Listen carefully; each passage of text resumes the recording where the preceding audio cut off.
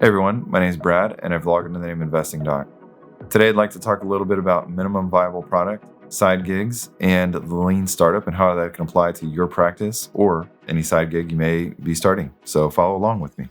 The Lean Startup is a book that was written by Eric Ries. It became very popular in the tech community as basically how to look at creating the most minimum viable product on taking something, whether it be a business or application, to market without spending a lot of money and being as lean as possible doing so. So I think the big question is, how can physicians learn from this book and what can we benefit from it? So that's what I'd like to talk about today.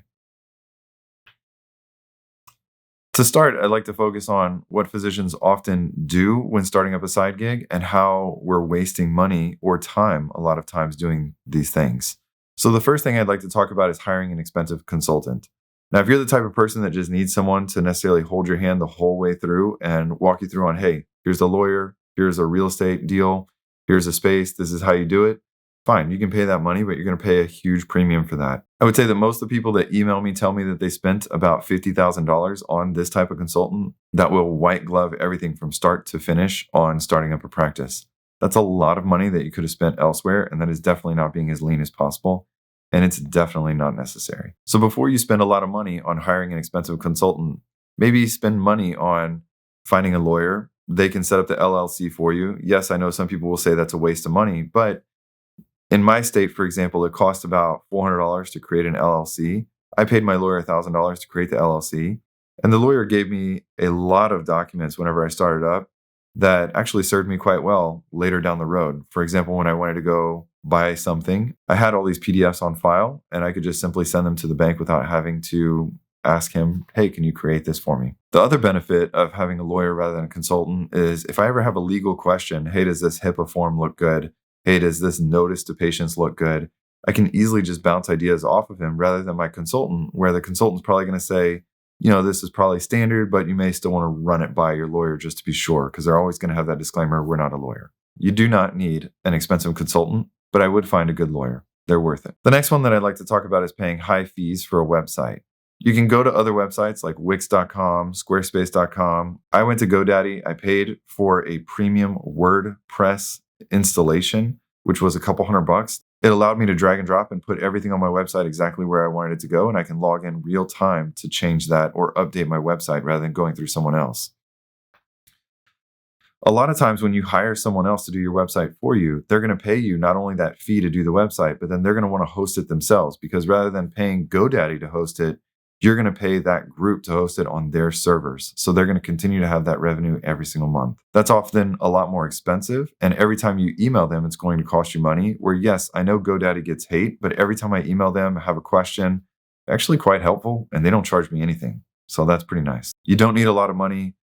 Figure out, drag and drop, get a premium theme on WordPress, install it on GoDaddy. You can do it for less than $400. I think I did mine for like $300. And yes, I still pay a yearly hosting fee to GoDaddy, but it's minimal. It's like $200 or something like that. The next unnecessary expense that I'd like to talk about is marketing team. Marketing teams can be beneficial, but when you're starting up a side gig or a practice, you should be knocking on the doors. That's free and it takes a little bit of time. So take half a day off and do it yourself. Don't pay a marketing team. You can also go to websites like Fiverr.com. You can pay someone $50, create a bunch of advertisements for you. You can go on Facebook, Google, Microsoft, Yelp.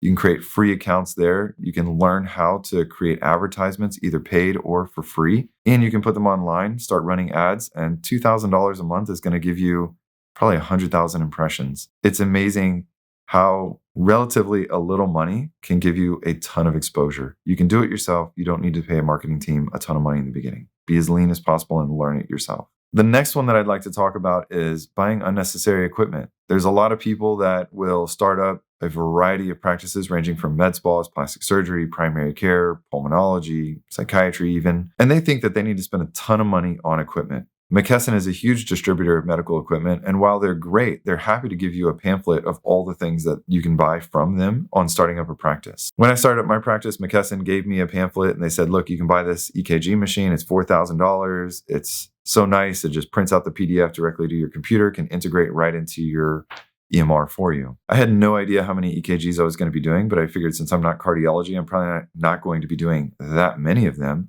So I went on eBay and I bought the third generation previous one for like $400. It's been working perfectly for 3.5 years. Yes, I do have to scan it and upload it into the EMR. It takes, 10 seconds to do that. But at the same time, I saved a ton of money and the Delta is just not worth it for me. So I didn't need that expensive equipment. Think about what equipment you absolutely need when starting and which ones would be nice. Be as lean as possible, get the ones that you absolutely need. The next cost where people make a mistake on starting up a practice is buying right away rather than renting. When I bought and moved into the location that I'm in now, I literally spent about $400,000 on buying, building out, everything cash that had to come out of my money in addition to taking out the loan. That's a lot of capital that could have been spent on other things such as marketing or just saving me that cash if I would have rented right away. Renting right away also afforded me the capability of just slapping my name on the door. I moved in, subleased from someone else, and it gave me the opportunity to say, what is the market fit? What does the market look like up here? And how busy am I going to be?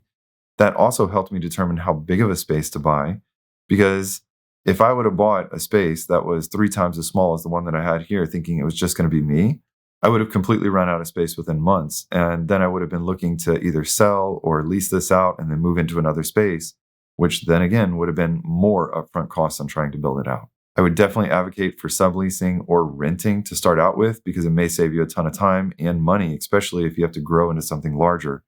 You may end up finding that you're going to spend a lot of money buying and then moving very quickly.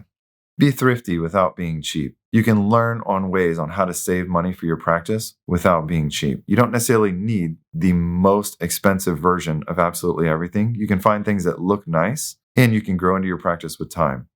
For example, let's say you buy a place that has 5 exam rooms, but it's just you to start out with. If you really only need 2 exam rooms to start out with, maybe just furnish the first 2 exam rooms, use the other ones as a little bit of storage, maybe try to sublease them. And once you get busy enough, let's say you hire an APP, another doctor, whatever it may be, then fine. Then start furnishing those rooms and grow into them with time. Really think about the minimum viable product. If you're going out there and spending $50,000 on your side gig, trying to create an application because you think that you have some amazing idea, probably not the best idea to go about that right away. Maybe just create a cheap website. See if you can get people to that website first without going and spending some money on something very flashy.